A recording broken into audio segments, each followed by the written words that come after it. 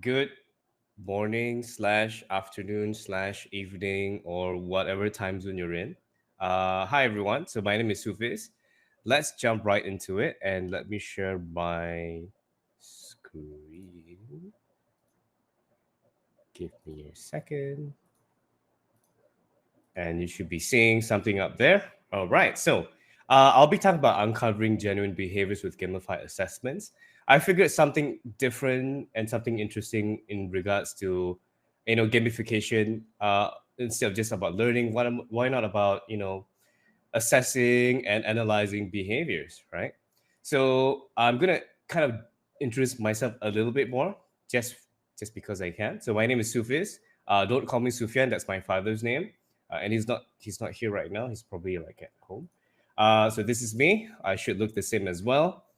Uh, and yes, I'm a gamification behavioral design consultant. What that means is that I work with companies to create gamified experiences, and it can be all kinds of different experiences, not just for learning. And I run a consultancy firm with my partners in Malaysia called Recur Consult. And again, as Jonathan mentioned, I'm based in Malaysia. But despite that, I also serve an international clientele, including multinationals, Fortune 500s, training providers, tech companies, and so on. And I've had the privilege of designing international award-winning solutions. Right? Unfortunately, those awards would go to me. They go to my clients, but they are happy to tell me, no, because of what we did together, we got this award. We're going to share this success with you. I'm like, great. Could you give me the award as well? But they can't. So that's fine.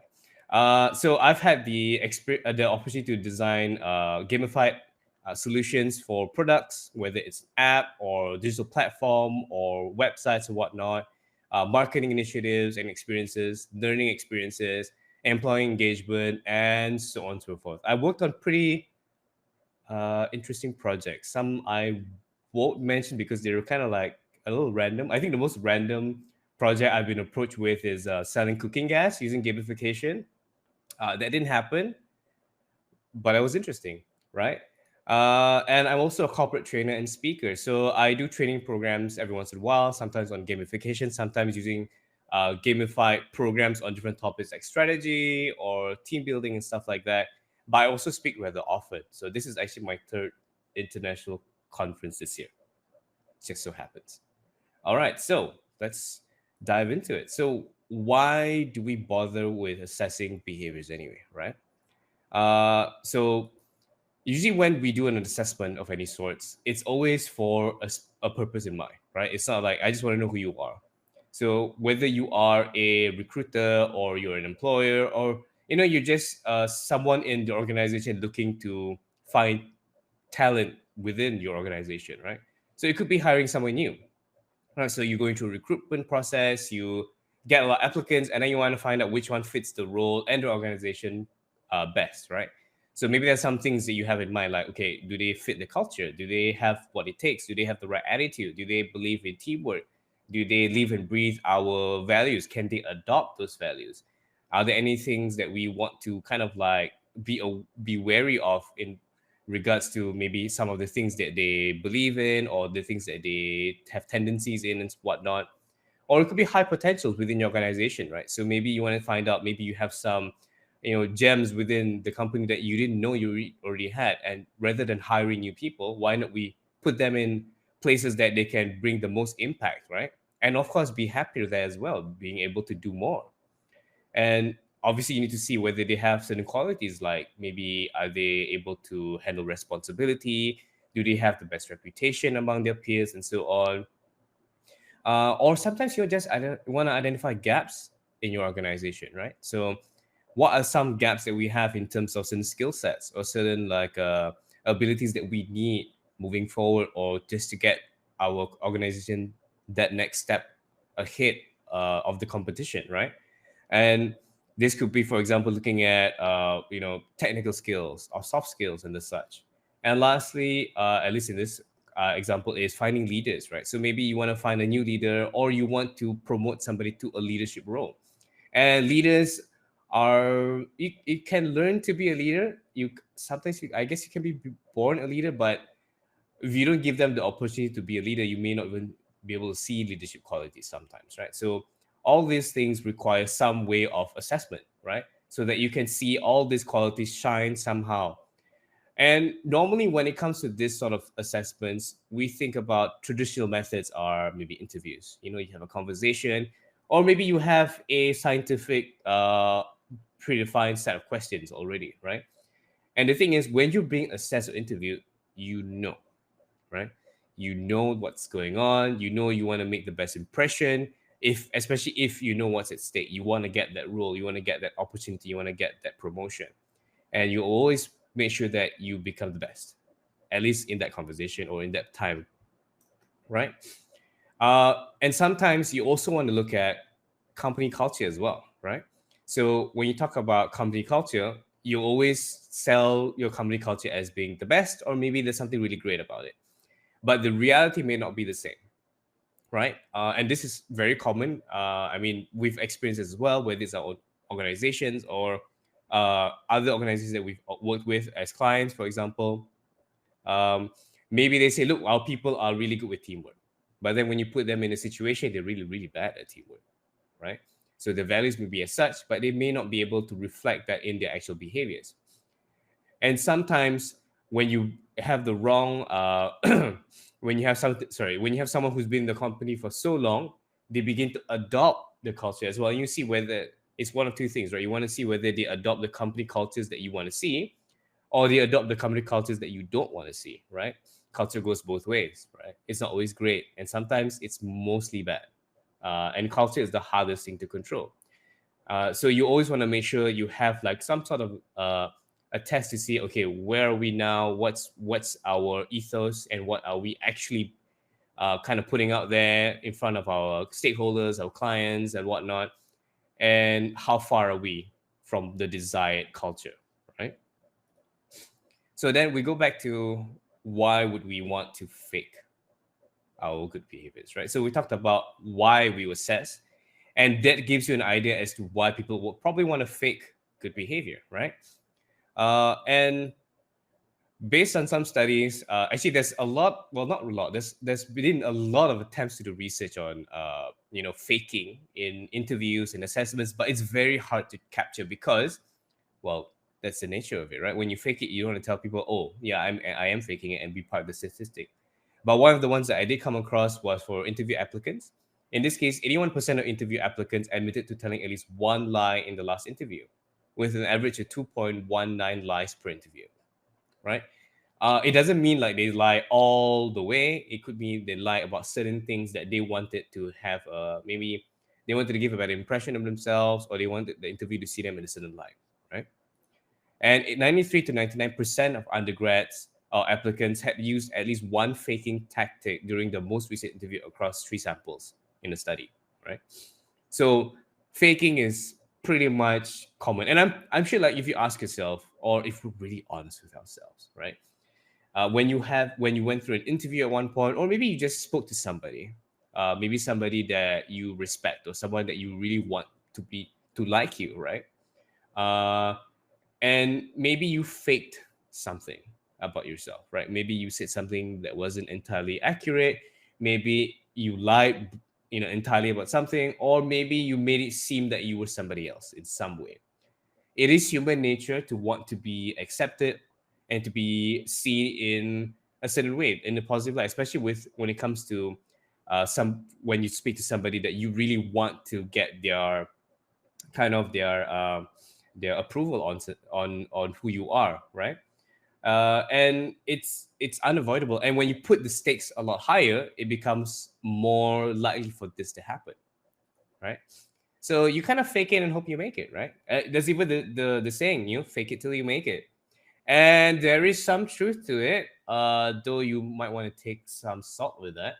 So faking good in this case is conscious distortions of answers to questions in order to obtain a better assessment or favorable perception, right? So you want to make sure that the results of the assessment come out better, or at least you hope it does, by faking how good you really are. And whenever we do a test, right, even if it's a personality test, you will always look at yourself as, okay, what's the best version of myself? And I'm going to answer with this kind of like person in mind. And that may not always be who you are most of the time. Maybe like 1% of the time, or maybe not at all. This is how you see yourself, right? Another way of looking at it is socially desirable responding, right? Which is the tendency to give answers that make the respondent look good. And this could be in a professional sense, in a personal sense. And I guess in this context, we'll stick to the professional side of things.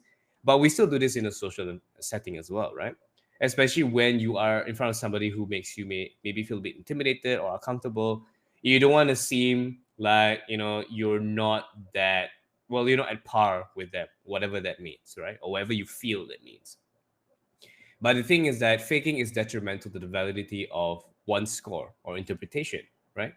Because you're kind of selling yourself, or well, more like you're misrepresenting yourself, right? You're not selling who you truly are, and when it comes to certain situations, those values or those traits don't come out because they were not there to begin with.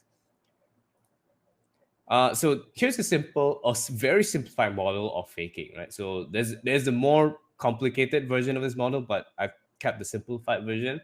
So there's always a motivation, right? And we talked about why we assess, and that also translates to why we want to fake good in that sense, right? So you want to look good maybe for a promotion opportunity, or to get that job that you really want, or maybe to get a leadership role, or maybe some other opportunity in organization, anything of the sort. So that motivation is enough because it means better visibility, you get better pay, maybe better remuneration, and it just makes you feel better overall, right? Bragging rights and all that stuff. And that's enough of a motivation for some people, in fact for most people, right? And but that's not enough. You also need to be able to have the ability to fake, right? And uh this takes some emotional intelligence, and you may also need to be able to read people a little better to do this properly, right? Sometimes you try to fake it, but it comes off too obvious, like, oh, this looks a bit unnatural, right? So you want to make sure that when you, well, not make sure, but when you do intend to fake it, make sure you can actually do it, right? And if you have the ability, or at least you believe you do, right? You have the motivation, or at least enough motivation to do so, and you believe you can fake it, uh, then you probably try your luck, right? And that's when faking behavior happens. And some people fake their behaviors all the time, and it becomes who they are. They become fakers, right? And that's kind of, it blurs the identity. They begin to get confused as to who they really are. So then it becomes a problem, right? So what about the organizations that are trying to like assess these people and find out whether they're the best fit for the role? So what happens is, if you end up hiring or rewarding the wrong person, you are rewarding the fakers, and this could mean two things, right? You are basically saying like, good job, you're faking, your efforts to fake worked, and that tells them to do it more often because that's probably the best way to go about it. Or another way to look at it is that if someone else knows that they were faking and they still were successful, this will tell others to fake as well. Like, hey, you know what? Being honest, being genuine didn't work out. I might as well fake it as well, right? It worked for him or her. Maybe it'll work for me, right? And you kind of duplicate the problem.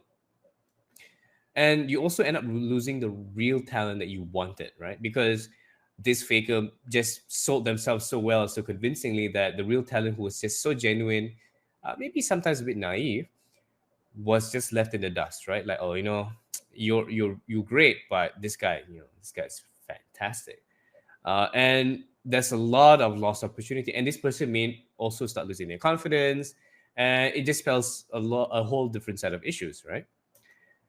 And you also waste resources, right? Hiring is not cheap. Doing these assessments also are not cheap. Sometimes you have to get licenses to use them, or you have to get certain people to run these assessments and whatnot, and they can be quite costly, and only to have less than desirable outcomes.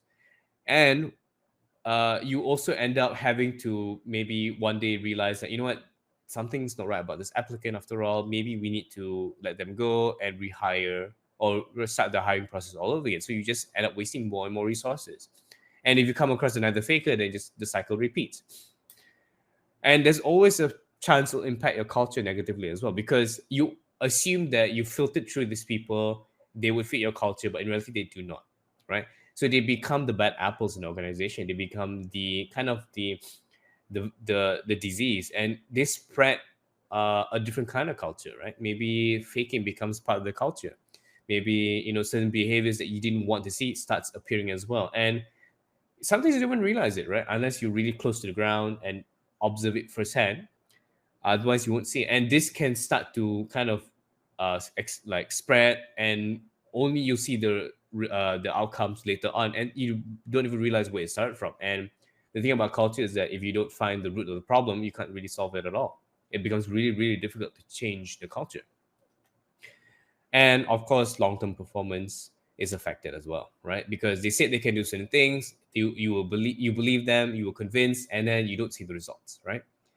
And then you begin to wonder, like, is there something off? And I've personally seen this before with past hires in my past organizations and whatnot, where we had candidates who are really good at faking their way through, and then when you put them in this position, they actually don't know what to do. And from what I've heard, they're still faking their way till today. So if it works for them, well, it is what it is, right? So then how do we kind of overcome this, right? So usually people try to reduce the chance of people faking, but the reality is that based on studies that it's just inconclusive as to whether it would works, right? Because there's sometimes people are just so good at faking, sometimes you just don't realize it. And as confident as you are that our methods are foolproof, people might still fake their way, and that's how faking works, right? You don't realize it. So maybe gamified assessments are worth a shot, right? And gamified assessments are not necessarily new either, but they're kind of overlooked. And if you kind of look it up, there's not much research on this either. There are some, but it's not as in depth as other things that you might find on gamification. So what are gamified assessments? So gamified assessments essentially incorporate game elements into tasks to make the assessment process more effective and efficient for employees while providing an engaging experience for candidates. So it works two ways. One, it's more effective for the employers, or at least the recruiters. And on the other side, the candidates also enjoy the experience more, right? And maybe as they enjoy the experience, they focus less on the faking and more on the experience itself. So another way to look at it is that gamified assessments is a combination of gamification. So you have all the good stuff that we're familiar with: engaging experiences, game mechanics, some rules of the games, win conditions that are clearly outlined, and maybe some dynamic situations that you can be in. And also assessment frameworks, right? And this could be as detailed and scientific as you want it to be, depending on what you're trying to assess for. So there are predefined questions, maybe the data that you have ways to capture, and you also have an evaluation process for the candidate. And putting it together gives you this kind of marriage of both fun and science, right? Called gamified assessments, right? And there are many, many shapes that this can take. It can be in the form of a very robust simulation. It could be in a form of very short activities, or somewhere else in between, right? And it all boils down to what you're trying to assess and what kind of mechanics you have at your disposal, right? Whether you build it from scratch, or you work with the vendor, or you use existing solutions and kind of create your own gamified assessment, right? But all of this assessment typically have some things in common, or at least touch on certain things, right? So they always press on the right buttons to get these genuine behaviors to come up, right? So the first thing is stress. No matter what, so imagine you're in an interview, and your interview may ask a very generic question, right? Like, how are you at handling stress? Oh, I'm fantastic. I'm great at handling stress. And you know what? Yeah, okay, that sounds convincing to me. You might assume that for that to be an inaccurate answer, they may be stuttering in their answers and whatnot. But maybe they're just really good at faking it. But then when you put them in a situation where there's a lot of stress, you get to really see whether how they handle stress, and whether they can really handle stress, and at least the stress that you want them to handle, right? Excuse me. And this could be in the form of, say, uh, an impossible situation, right? One where there's no way out of it. You will lose regardless, and that could be a very stressful thing. Or maybe a situation where you have to choose between two answers that are really unclear. Both are bad in their own ways or good in their own ways. So there's no clear-cut answer. Or maybe regardless of which answer you choose, you will also have to suffer some form of consequence, right? And this gives you stress. And when you put this in a setting with a team, for example, the stress also tends to multiply because just stresses also will be put onto you, and you share the stress or feed off the stress together. Another one is risk, right? Sometimes you want to see how much risk they're able to kind of accept, their risk appetite, right? And risk is something that's really, really hard to measure. Even when you ask yourself, what's my risk level? um, you really have no way to answer this, right? Unless maybe you talk about in terms of monetary or investment. But aside from that, it's really hard to gauge risk and the sort of risk and how they approach risk, right? So, for example, are they willing to take high risk for high rewards? Do they avoid risk in regardless of how high the reward could be or how low the risk could be? And this could be something you put into your simulation or your assessment as well. Think about giving them the opportunity to win and achieve or collect certain things, but then giving them the risk of losing it all just by choosing certain decisions. Do they choose the easy route where they don't lose anything but they don't get much either, or they take the the risky route by risking everything for high rewards or high gains? And you can also link this back to stress because it is related, right? Risk can be stressful as well, and depending on the level of risk, you can see how much stress they feel as well and how much stress they display. The next bit is social pressure. So whether it's through competition or collaboration or even jealousy or just you know uh, just the fear of being looking bad in front of others, right? These social pressures can also be a good way to kind of weed out certain behaviors or kind of pull out certain genuine behaviors as well. Some people say they're great with teamwork, they're great with people, but then when you put them in a team setting, they're really not that great after all. Some people say they're natural leaders, but when you put them in a team, they're not that, well, they don't have any leadership qualities whatsoever. In fact, they tend to be even just mediocre followers, right? And when you put them in front of competition, they may end up becoming very competitive that you don't want to see. You might end up seeing a side of them you don't expect to see. Sometimes competition brings out the worst of it. Sometimes it brings out the best of it. And I mean, if you play a game, imagine when you play something like Monopoly, right? As simple as that. They say Monopoly can also ruin friendships, right?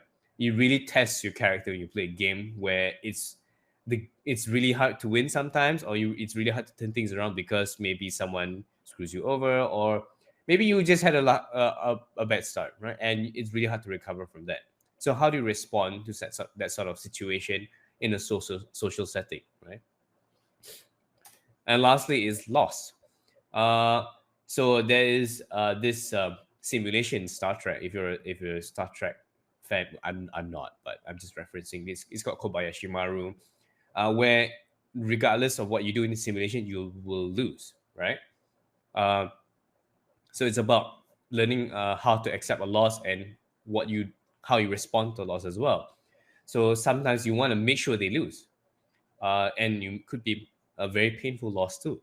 So how do they respond to that? Do they react? Do they get upset? Do they take it positively?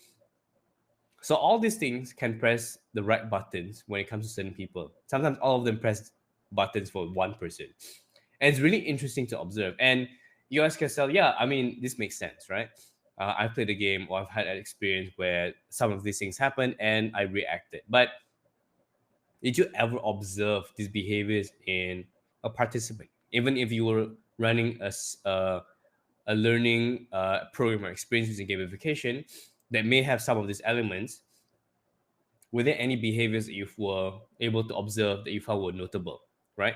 Maybe they were, uh, because sometimes we just take it for granted, like, they're having fun. We want to make sure they have fun. We focus on the fun, we focus on the learning, but you don't realize whether their behaviors are also spilling out through these experiences as well. And that tells you a different story. And maybe you realize, what? Out of these five teams here, this team has better control over certain situations. They have better responses to certain situations. Why? Was it someone in the team? What was it that made it different? And you could even go back to your client, for example, or maybe it's your own organization, and realize that, maybe we should pay attention to these people and give them certain opportunities in the organization because they seem to have certain qualities that we might be able to, you know, put to good use. But one thing that's well always recommended is keeping it stealthy, right? You don't want to tell them, okay, guys, you're gonna play a game that's also an assessment, and we're assessing all these things. So just have fun. If they know they're being assessed, they will try their best to fake it regardless, right? And it's kind of like, you know, if you know the secret, it's not gonna work, right? The secret ingredient, the secret sauce. Unless you're really, really, really confident in the way the experience is designed, it's so engaging that regardless of whether they know it or not, they will get distracted. Sometimes that happens, but you know, just to play it safe, you don't have to tell them. You can just tell them it's a learning experience, or you tell them that this is just another bonding experience or whatever it may be, right? Put it as part of a program, put it as part of something else, but and you can even make it twofold. It could be a learning opportunity for them, but it could be an opportunity for you to assess them as well, right? Which is what we tend to do as well. So I'm going to share with you some examples of what we built in the past and how it turned out for us. Some are not direct gamified assessments, but they also had elements that were could be that were also used as an assessment, and some were just straight up designed to be gamified assessment from the beginning, right? So this is different. This is a bit interesting because we use Minecraft to build the simulation, right? So Minecraft, I'm sure if you have kids or if you are on the internet, you will probably have heard the term Minecraft. So Minecraft is a sandbox game. It's incredibly popular. I think it's probably one of the most, or not the most, sold game in the world.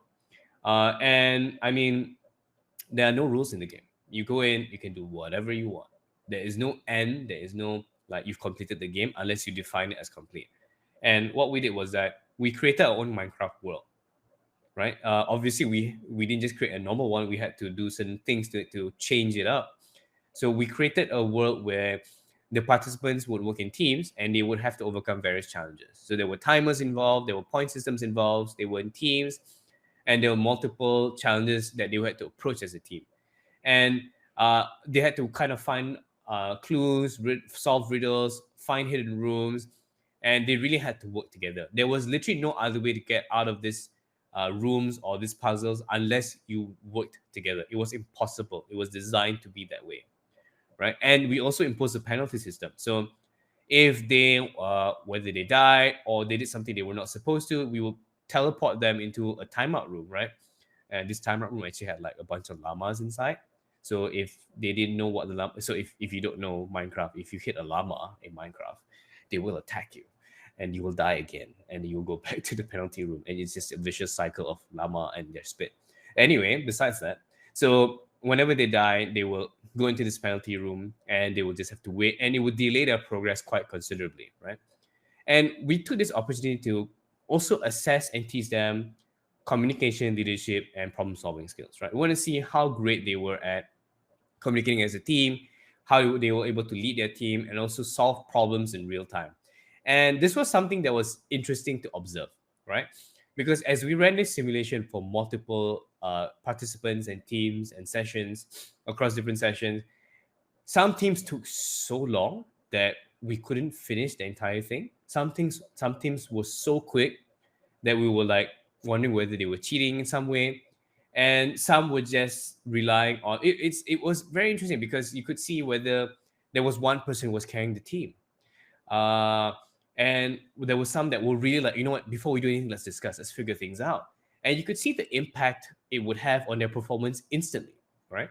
And this could really, and you could also see who were the ones leading the discussion. So when they played this, we opted to do this in a face-to-face setting. So that means we had a classroom with computers already pre-installed with the game. So they just came in and sat in their teams. So as they were playing inside the game, they were actually looking at each other face-to-face and discussing, right? Hey, you know what?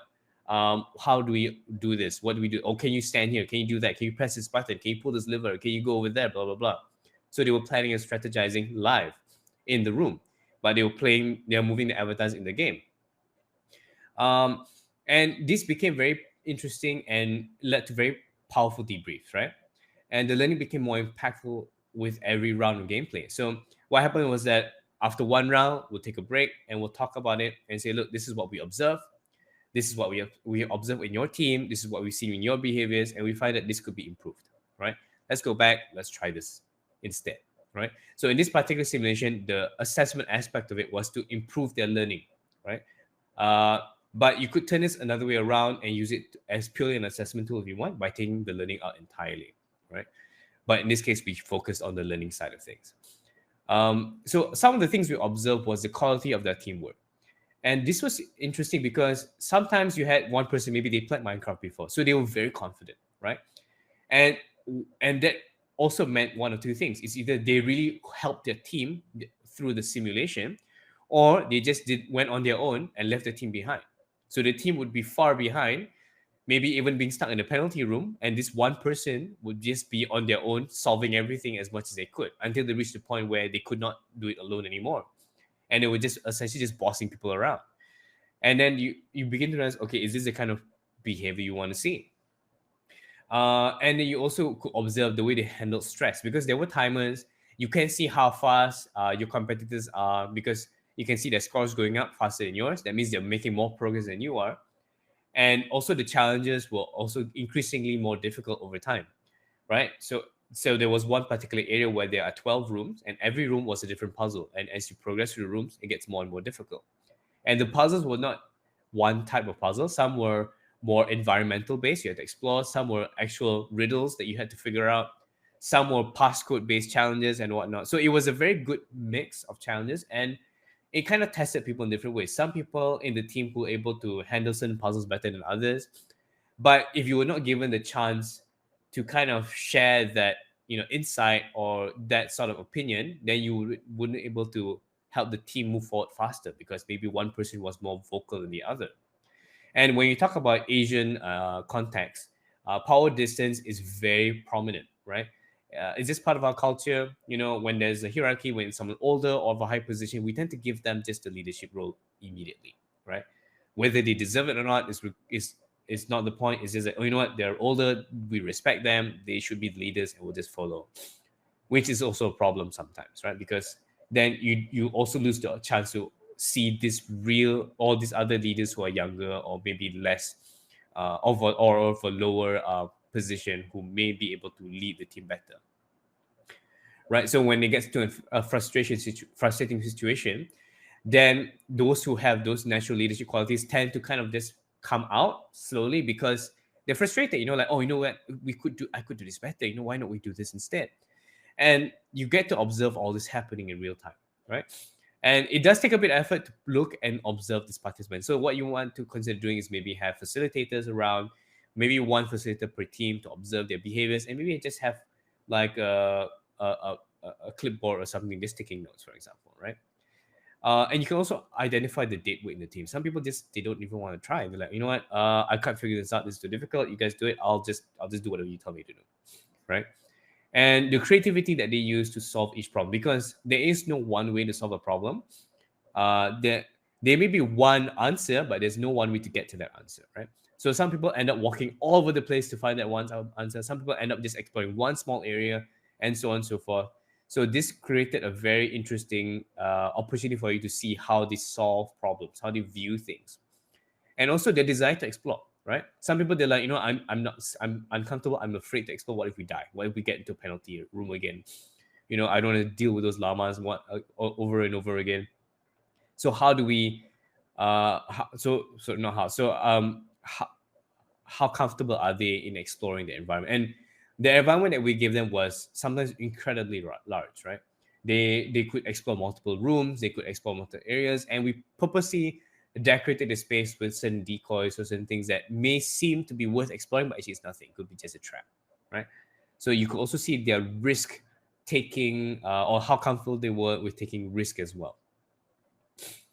Right, so the next one is an actual simulation that we built with assessment in mind. So this was designed to be a narrative-based simulation revolving around decision making. So when the participants play it, they're just told this is a decision-making simulation. But what they do not realize is that there are actually two integrity frameworks hidden inside the simulation. So with every answer they choose, they're actually filling up these two integrity frameworks at the same time. Which sounds pretty scary when you think about it, but also really interesting, because instead of sitting down and answering a questionnaire, you are put in this storyline, right? So in this case, you were in a bank, and this bank was facing a lot of issues, things like corruption, things like money laundering, even some things that were outside of the bank's control. Maybe something happened with a client that they were associated with, and it led to an outcry in the country and things like that. So there was no right or wrong answer to anything. And this was also inspired by Kobayashi Maru that we mentioned earlier from Star Trek, where no matter what you did, you will lose.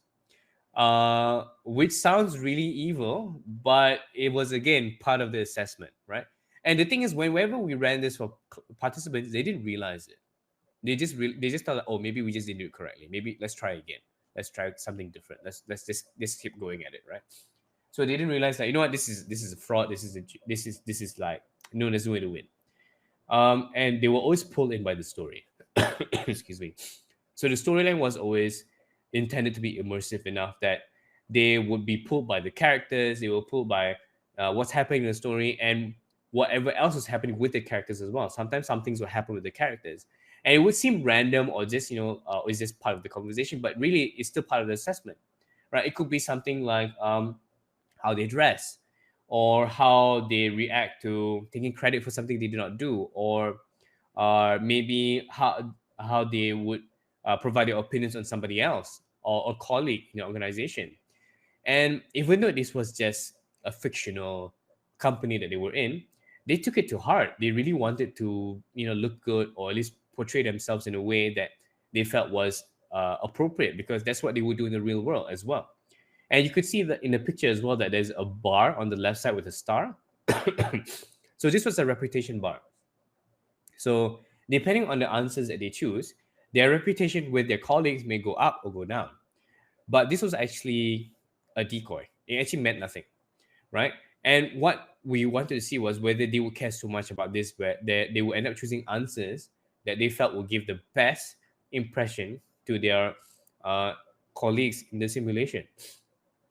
So usually when the star goes up, it doesn't always mean you have the best assessment result, because we are assessing integrity, and a lot of the conversations that they had were, not so integrity kind of focus, right? So maybe they had to choose between two answers, and one was, if you choose one, it would mean that you have integrity, and the other means you chose to look good or please your colleagues in the organization. And you could really tell whether they cared more about what people saw versus what they actually did to make sure that was right. And we also made it so that if you were on the integrity route, that means you have strong integrity. Every answer you chose was to show that you had strong integrity. You would basically suffer a more painful loss in the simulation, right? Because again, we wanted to see how strong and prominent their integrity truly was. Because when you think about it, when you're in a real environment, when there are real stakes, your job's at stake, your reputation at stake, sometimes choosing integrity may not be the best thing for you, but it is the right thing to do. And in this case, the client really wanted to know whether their people had great integrity or not, regardless of the outcomes. So at the end of the simulation, it will be one talking about integrity and why it's okay to not have the popular answer, because sometimes that is the right thing to do. And that's the hardest conversation to have sometimes. And this simulation was meant to kind of simulate that experience, right?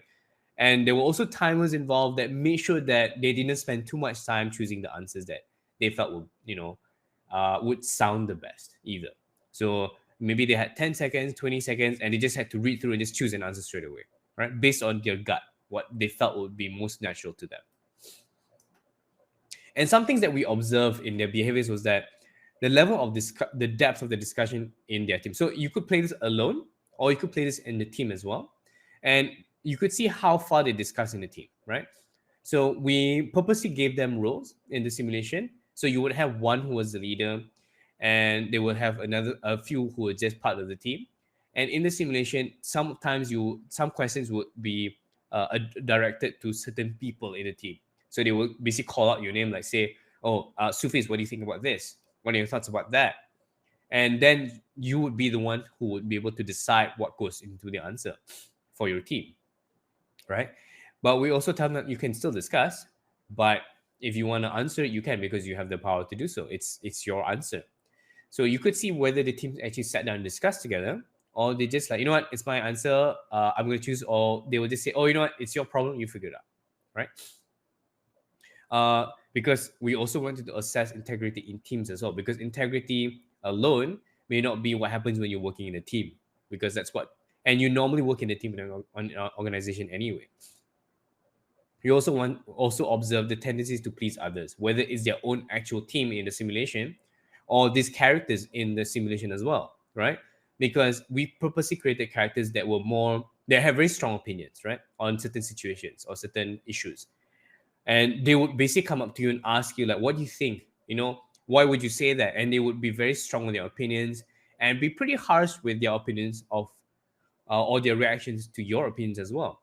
So this created a lot of opportunities for the participants to basically lean towards a certain direction just because they want to look good in front of others. And their superior in this simulation, or the character who was the superior, was always wrong.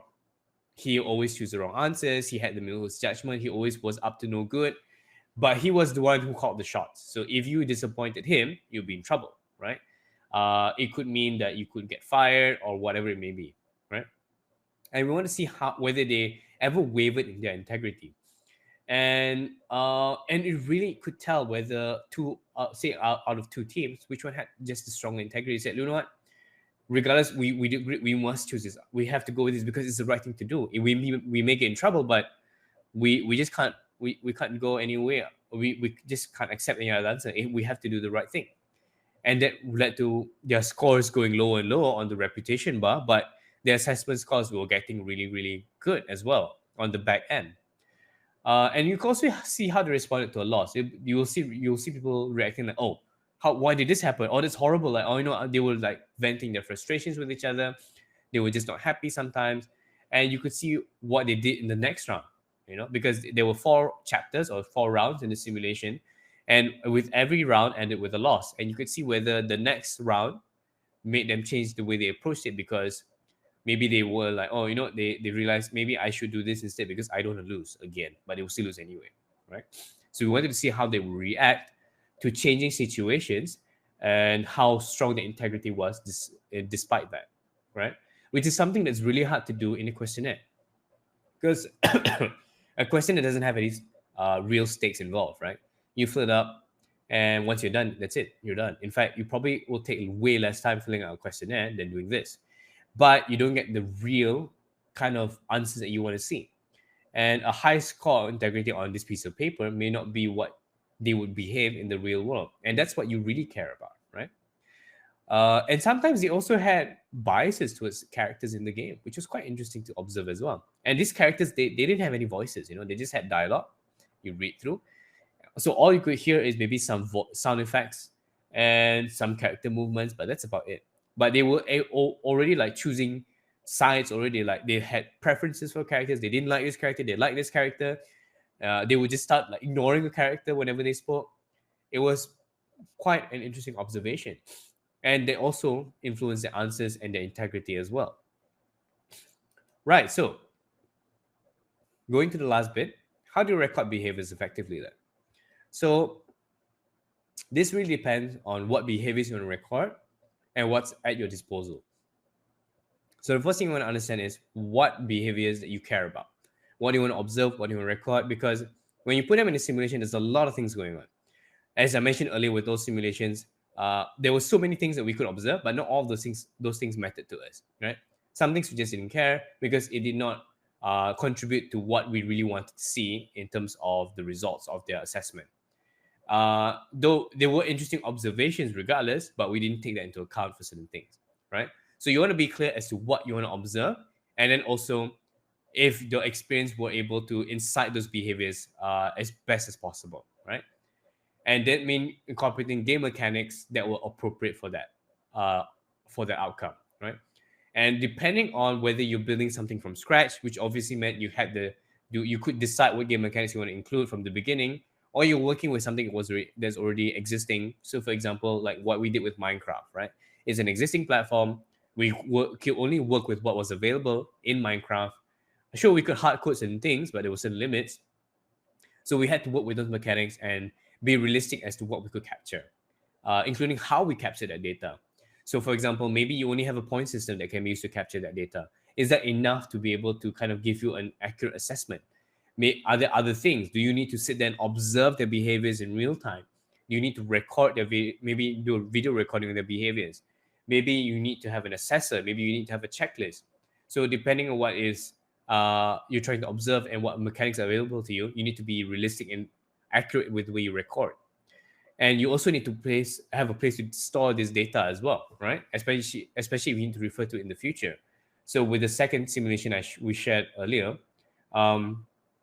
we had a back-end database. So whenever they played the simulation, it will feed this database. And whenever we want to pull out the results, we just put in a certain code that was for their session, and we will get all the results. We'll know what answers they choose.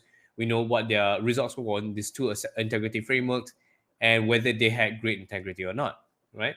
And it also, we were able to identify which areas of integrity they were lacking or really strong in as well, right?